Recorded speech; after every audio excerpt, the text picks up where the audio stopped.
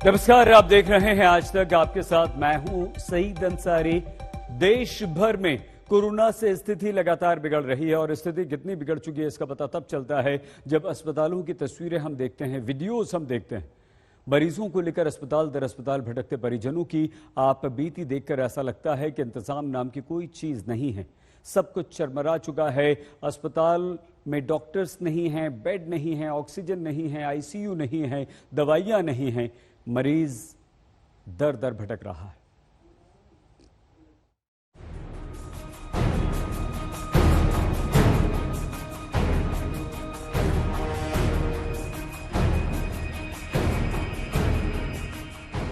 चौबीस घंटे में देश भर में 2,61,500 मरीज। 24 घंटे में देश भर में 1,500 मौत। देश भर में कोरोना के 18 लाख से ज्यादा सक्रिय मरीज। इन आंकड़ों का मतलब अगर आपको न समझ में आए तो सीधे सीधे इन तस्वीरों को देख लीजिए और समझ जाइए। अस्पताल भर चुके हैं, गंभीर मरीजों को भी जगह नहीं मिल रही है। जो मरीज भर्ती हैं उनके लिए इंतजाम नाकाफी है। ऑक्सीजन नहीं मिल रही है, वेंटिलेटर नहीं मिल रहे हैं, बिना इलाज के लोग दम तोड़ रहे हैं। लेकिन बर्बादी की यह कहानी मौत के बाद भी खत्म नहीं हो रही, क्योंकि अंतिम संस्कार के लिए शमशान में भी वेटिंग है। ऐसी विकट परिस्थितियां पहले कभी किसी ने नहीं देखी थी और न ही सुनी थी। सारा सिस्टम चरमरा चुका है। जिंदगी और मौत तो पहले भी ऊपर वाले के हाथ में थी, अब कोई इसमें दखल देने की कोशिश भी नहीं कर रहा। दिल्ली के एलएनजेपी अस्पताल में शनिवार देर रात का हाल देख लीजिए। सड़कों पर सायरन की ये आवाज साफ तौर पर यह बयां कर रही है कि दिल्ली की स्थिति लगातार कोरोना को लेकर के भयावह होती जा रही है। दिल्ली का कोरोना का सबसे बड़ा अस्पताल लोकनायक जयप्रकाश अस्पताल के बाहर हैं। हम आपको तस्वीरें दिखाना चाहेंगे कि लाइन से लगातार एक के बाद एक जो एम्बुलेंस है उसमें मरीजों को यहाँ पर इंतजार कर रहे हैं अस्पताल में एडमिशन के लिए, लेकिन एडमिशन जो है वो लोगों को नहीं मिल पा रहा है। परिवार वाले यहाँ पर है। कितनी देर से, कहाँ से आप आए? गाजियाबाद से। क्या कह रहे हैं? 5 घंटे हो गए जी। अभी देखेंगे अंदर है। क्या कह रहे हैं? अभी देखेंगे। मेरा पेशेंट अब तो अंदर ही है। मेरी भाभी है, प्रेग्नेंट है, 9 मंथ पूरे हो चुके हैं, डिलीवरी केस है मेरा, तो उनको देखने वाला कोई नहीं अंदर भाई जी। हाथ से फिसलते हालात को देखते हुए कल रात ही प्रधानमंत्री ने समीक्षा बैठक की। इंतजाम सुधारने के लिए पूरी ताकत झोंक देने की अपील की, लेकिन जमीनी हकीकत प्रधानमंत्री की अपील और नसीहत के उलट दिखाई दे रही है। कल ही केंद्र सरकार ने जीवन रक्षक रेमडेसिविर इंजेक्शन के दामों में कटौती का ऐलान किया ताकि जरूरतमंदों को दवा मिल सके। ठीक उसी वक्त गुरुग्राम में करीब 2,500 से ज्यादा इंजेक्शन की 25,000 रुपए में कालाबाजारी हुई। हॉस्पिटल सप्लाई का है, वो भी गवर्नमेंट हॉस्पिटल सप्लाई का। तो मैटर ऑफ इन्वेस्टिगेशन ये है कि गवर्नमेंट सप्लाई का इंजेक्शन बाहर आया कैसे, और इसी तरीके के लोग हैं जो कालाबाजारी कर रहे हैं, और विभाग इसके मामले के ऊपर अपनी नजर बनाए हुए और सतर्कता से काम कर रहा है। महामारी का कहर पूरी दुनिया और पूरे देश में ही है, लेकिन भारत में 5 राज्यों की स्थिति सबसे खराब है। महाराष्ट्र में 24 घंटे में 67,123 मरीज दर्ज किए गए। उत्तर प्रदेश में 27,334 मामले सामने आए। दिल्ली में 24,375 मरीज, कर्नाटक में 17,489 मरीज और छत्तीसगढ़ में 16,083 मामले दर्ज किए गए।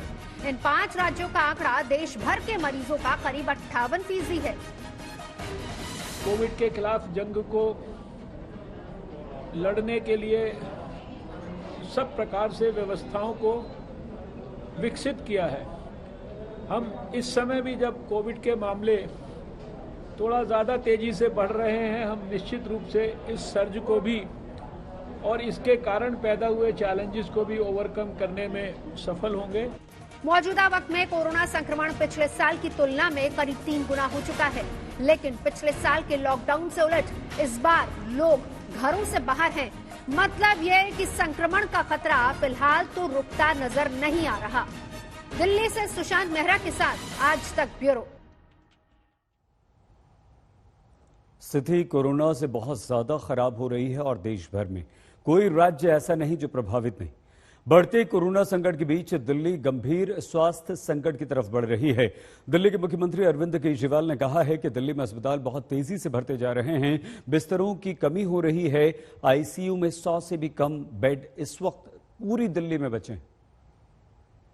पिछले 24 घंटे में लगभग 25,500 केस दिल्ली में आए हैं कोरोना के।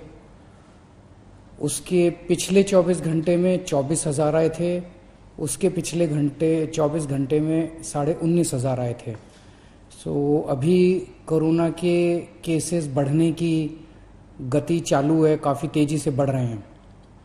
ज़्यादा चिंता की बात यह है कि पिछले 24 घंटे में पॉजिटिविटी रेट बढ़ के लगभग 30% हो गया है, जबकि ये उसके पिछले 24 घंटे में केवल 24% था। 24% से बढ़ के 30% पॉजिटिविटी रेट हो गया। बहुत ज़्यादा तेज़ी से केसेस बढ़ रहे हैं। अभी पूरे दिल्ली का अगर जायज़ा लिया जाए तो जो कोरोना के लिए बेड रिज़र्व हैं, वो बेड काफ़ी तेज़ी से ख़त्म होते जा रहे हैं। पेशेंट्स बहुत तेज़ी से मरीज़ जो हैं वो अस्पतालों में जा रहे हैं। आईसीयू बेड्स की खासकर काफ़ी कमी हो गई है। लगभग सारे दिल्ली के आईसीयू बेड्स मिला के 100 से भी कम आईसीयू बेड्स पूरे दिल्ली में बचे हैं। ऑक्सीजन की भी काफ़ी कमी है। कल रात को एक प्राइवेट हॉस्पिटल ने हमें बताया कि उनके यहाँ काफ़ी ज़्यादा कमी हो गई थी, जिसकी वजह से त्रासदी होते होते बची। ये हम लगातार केंद्र सरकार के संपर्क में भी हैं, उनसे भी मदद मांग रहे हैं, उनसे मदद मिल रही है। जो मदद अभी तक हमें उनसे मिली है उसके लिए हम उनका शुक्रिया भी अदा करते हैं। ये तो दिल्ली का हाल आपने देख लिया। दिल्ली के मुख्यमंत्री खुद ऑक्सीजन बेड्स अस्पताल में किस तरह की कमियां हैं वो खुद बता रहे हैं। महाराष्ट्र में ऑक्सीजन की कमी जबरदस्त बताई जा रही है। महाराष्ट्र सरकार का कहना है कि रेमडेसिविर और ऑक्सीजन सप्लाई में भेदभाव हो रहा है। महाराष्ट्र सरकार के मंत्री नवाब मलिक का कहना है कि हमारे साथ केंद्र भेदभाव कर रहा है। रेमडेसिविर को लेकर जब एक सप्लायर को विलेपार्ले पुलिस स्टेशन ने पूछताछ के लिए बुलाया तो leader of opposition Devendra Fadnavis police station पहुंच गए। इस बारे में और ज्यादा जानकारी देने के लिए नवाब मलिक साहब हमारे साथ हैं। सर, साफ तौर पर दिख रहा है कि रेमडेसिविर के लिए सप्लाई को पूछताछ की जा रही थी। इन्फॉर्मेशन ये थी कि 60,000 वाइल्स कहीं स्टोर की गई है, जिसके बारे में जानकारी थी। तो इसमें जो है लीडर ऑफ अपोजिशन ने कहा कि उस शख्स को रिहा करना चाहिए। आगे क्या जानकारी मिल पाई सर पूरे मामले में? राजेश धुकानिया जो ब्रूक फार्मा के मालिक हैं, लगातार बीजेपी उनकी वकालत करती रही थी। लगातार भारतीय जनता पार्टी के नेता ट्वीट कर रहे थे कि 50,000 वायल हम इनसे लाएंगे महाराष्ट्र में। लीडर ऑफ अपोजिशन जो विधान परिषद के हैं दरेकर जी, वो लेकर एफडीए के मंत्री महोदय से मिले कि इन्हें ऑर्डर देने का काम करो। तो राजेश धुकानिया और बीजेपी का कोई ना कोई कनेक्शन तो है।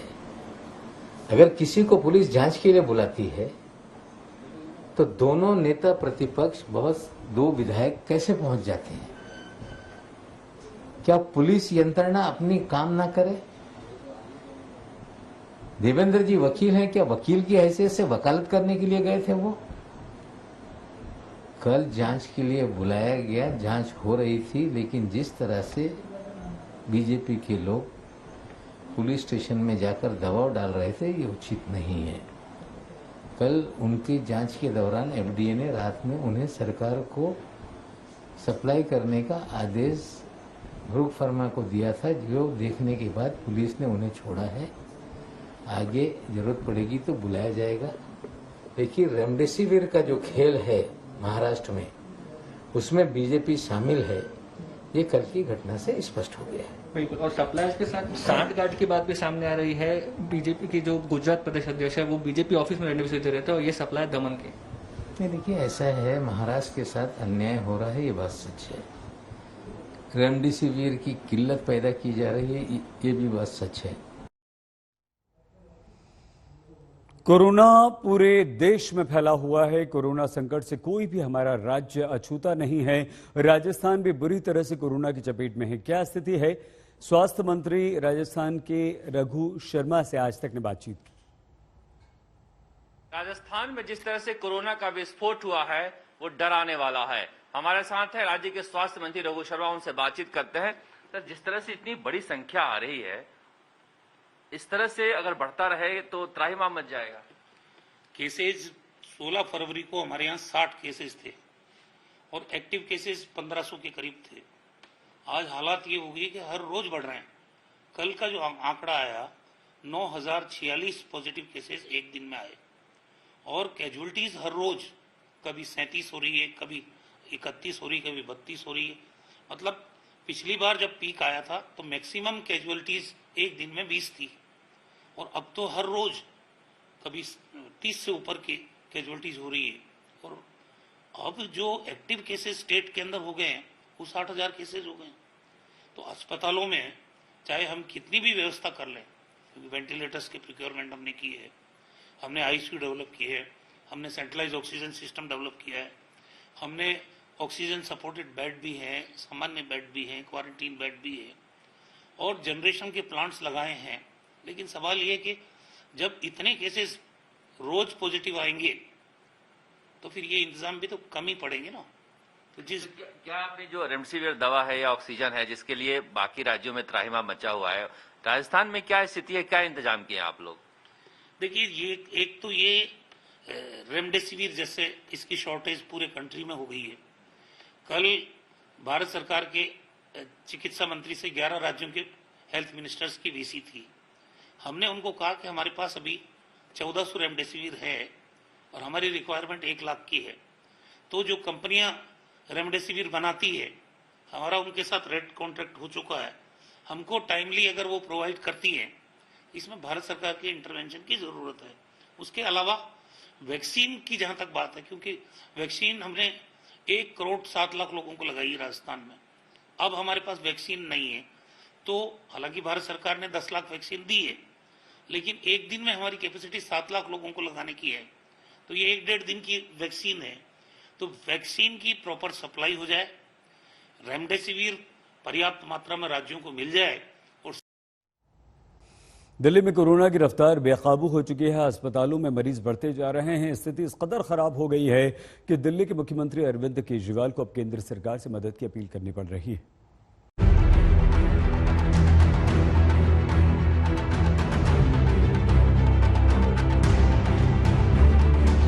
पिछले 24 घंटे में दिल्ली में लगभग 24,000 केसेस आए हैं।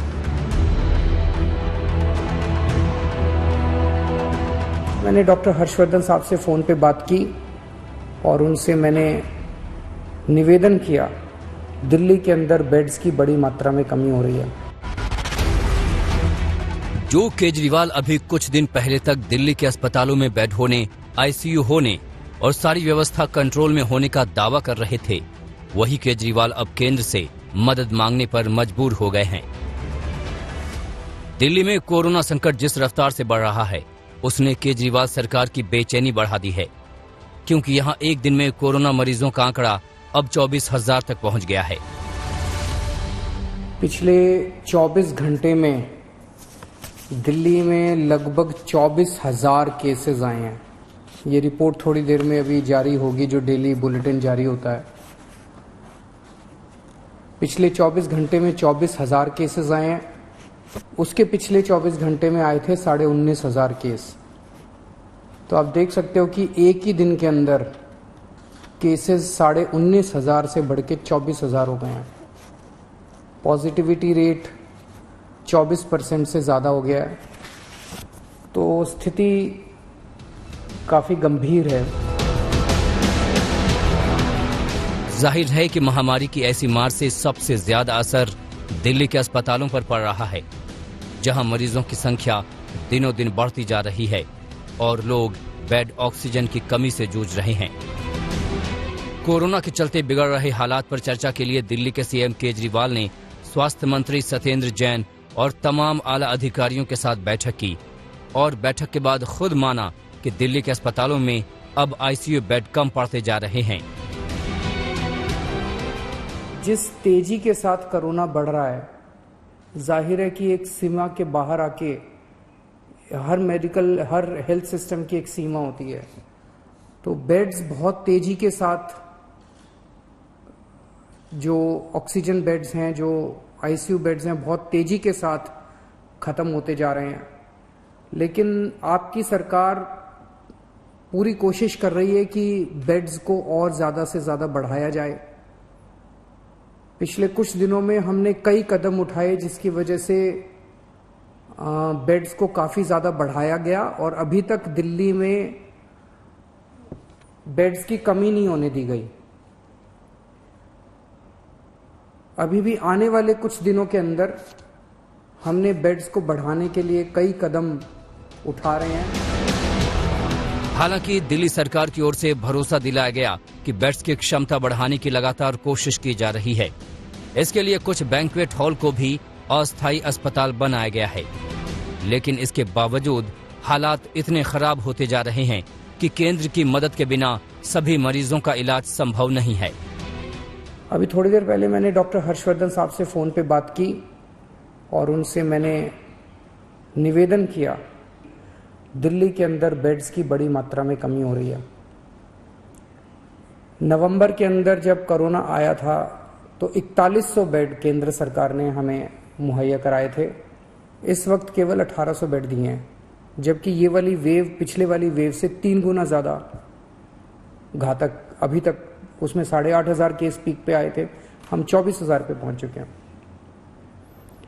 तो उनसे मैंने निवेदन किया, दिल्ली केंद्र सरकार के लगभग 10,000 बेड्स हैं दिल्ली में, इसमें से कम 50% बेड्स कोरोना के लिए रिजर्व किए जाएं। दिल्ली में कोरोना की बढ़ती रफ्तार अब डराने लगी है।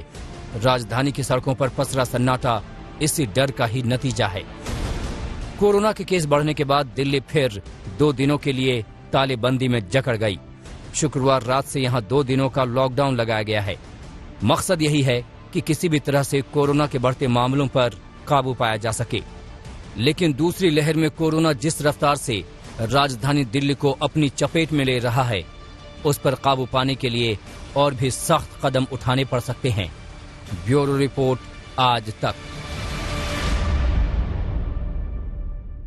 हरिद्वार में कुंभ के आयोजन से कई साधु संत और अखाड़े पीछे हट गए। प्रधानमंत्री नरेंद्र मोदी ने साधु संतों से अपील की थी और कुंभ को प्रतीकात्मक रखने की बात की थी, जिसके बाद जूना अखाड़ा ने कुंभ समाप्ति का ऐलान कर दिया। 2 अखाड़े ऐसा पहले कर चुके हैं।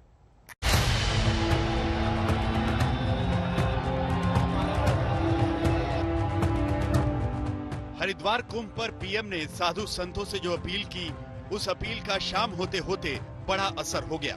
जूना अखाड़े ने ऐलान कर दिया कि वो अपनी तरफ से समय से पहले ही विसर्जन कर रहे हैं और कुंभ मेला खत्म कर रहे हैं। जूना अखाड़े के कुंभ मेले का विसर्जन हो गया है।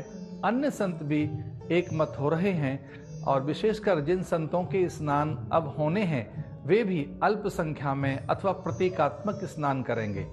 आदरणीय प्रधानमंत्री जी के आह्वान पर संपूर्ण देश एकमत है। कोरोना के प्रभाव और प्रकोप से मुक्ति मिले, कुंभ नगर से, कुंभ मेले से मैं विश्व कल्याण की प्रार्थना कर रहा हूँ। स्वामी अवधेशानंद गिरी से ही पीएम ने फोन पर बात की थी और ये अपील की थी कि 2 शाही स्नान हो चुके हैं। अब कोरोना के ऐसे संकट में कुंभ को प्रतीकात्मक ही रखा जाए, इससे कोरोना से लड़ाई को ताकत मिलेगी। मुझे फोन आया और उन्होंने हालचाल जाने संतों के, वे अत्यंत भावुक मन के प्राणी हैं। मैंने उनसे ये भी कहा कि लगभग सभी स्नान बड़े ढंग से हो चुके हैं, बहुत कम संख्या यहाँ रह गई है, प्राय स्नान करके सब लोग चले गए। हाँ, बैरागियों के स्नान की बात है तो उनके स्नान के प्रति हम बहुत सम्मान से भरे हुए हैं।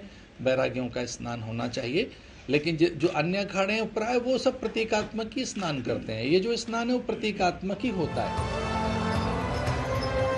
जूना अखाड़ा तो कुंभ खत्म करने पर राजी हो गया। निरंजनी और आनंद अखाड़े ने पहले से ही ऐसा कर लिया था। उम्मीद यही है कि बाकी साधु संत भी यही फैसला करेंगे, क्योंकि अभी तक कुंभ पहले खत्म करने पर एक राय नहीं थी। हजारों लाखों की मात्रा में वैष्णव साधु संत जो है पड़ाव डालें, तो 27 तारीख को भव्यता और दिव्यता के साथ शाही स्नान होगा और गाइडलाइन के नियमों का पालन करते हुए होगा। लेकिन माफी नहीं मांगते तब क्या करेंगे? माफी नहीं मांगेंगे तो उसका जो है जवाबदार हरिगिरी और नरेंद्र गिरी जी हैं, और जरूरत पड़ेगा तो हम लोग जो है उनसे अलग हो जाएंगे। हरिद्वार में कुंभ मेले की तारीख 30 अप्रैल तक है और 27 अप्रैल को चौथा शाही स्नान होना है। दावा यही है कि अब भी जिन्होंने कुंभ समाप्त होने का ऐलान नहीं किया, वो बाकी बचे साधु संत भी आयोजन को प्रतीकात्मक ही रखेंगे, क्योंकि इस बार की कोरोना लहर से खतरा बढ़ा है। खुद साधु संत भी कोरोना संक्रमित हुए हैं। 50 से ज्यादा साधु संतों में संक्रमण मिला है। एक अखाड़े के महामंडलेश्वर की कोरोना से मौत भी हो चुकी है। इससे भी बड़ा खतरा ये है कि जो लाखों लोग कुंभ में स्नान करके अपने घरों को लौटे हैं या लौट रहे हैं, उनसे संक्रमण और फैलाने से कोई इनकार नहीं कर सकता। हरिद्वार कुंभ में 1-2 लाख नहीं, बल्कि पिछले 2 शाही स्नान में करीब 48 लाख से ज्यादा लोगों ने डुबकी लगाई है। इसीलिए एमपी और गुजरात जैसे कई राज्यों में इन लोगों को क्वारंटीन करने की गाइडलाइन भी जारी कर रखी है। आज तक ब्यूरो। इस विकट स्थिति में जब सांसों को लेकर संघर्ष चल रहा है, उस समय मध्य प्रदेश से ऑक्सीजन संकट की खबरें आ रही हैं। शहडोल में ऑक्सीजन की कमी से 12 लोगों की मौत की खबर है। प्रशासन इस बात से इनकार कर रहा है।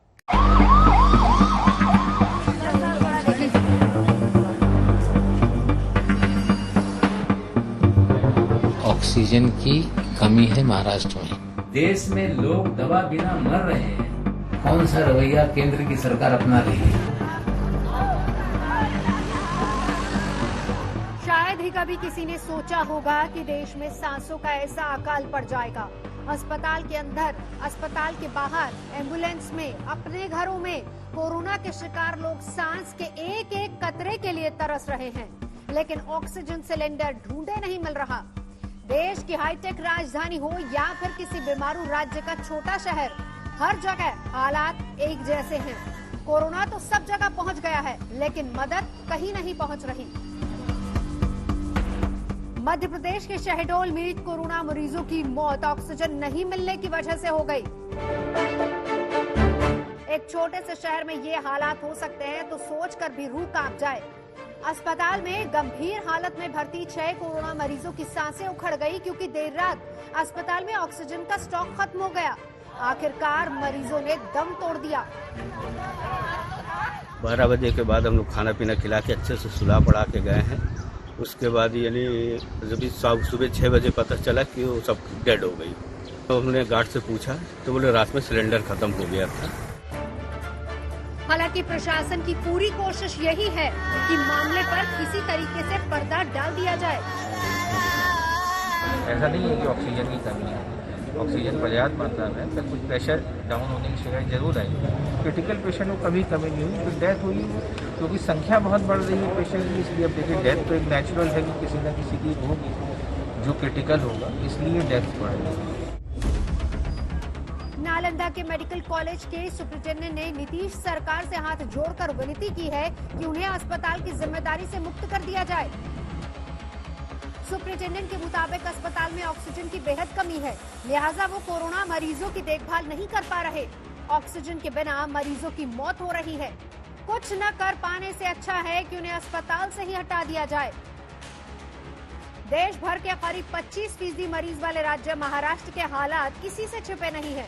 सुधार होने तक न जाने कितने मरीजों की बलि चढ़ जाएगी, लेकिन जिम्मेदारी उठाने की बजाय पल्ला झाड़ने में महाराष्ट्र और केंद्र सरकार दोनों में होड़ लगी है। उद्धव केंद्र से भेदभाव का रोना रो रहे हैं, तो मंत्री पीयूष गोयल सियासत का आरोप लगा रहे हैं। न पहले कभी हुआ और न शायद कभी होगा। देश के हालात ऐसे हैं, शहर शहर चिताओं का झुंड है। दर्जनों शवों का एक साथ अंतिम संस्कार किया जा रहा है। क्या लखनऊ, क्या भोपाल या फिर कोई और शहर? भोपाल के भदभदा शमशान में 16 अप्रैल को एक साथ 30 चिताएं सुलगी। इन चिताओं की राख पूरे शहर, पूरे देश के दिलो दिमाग पर गर्दिश की तरह छाने लगी है। भोपाल से रवीश पाल सिंह, शहडोल से रविंद्र शुक्ला और पटना से रोहित सिंह के साथ आज तक ब्यूरो।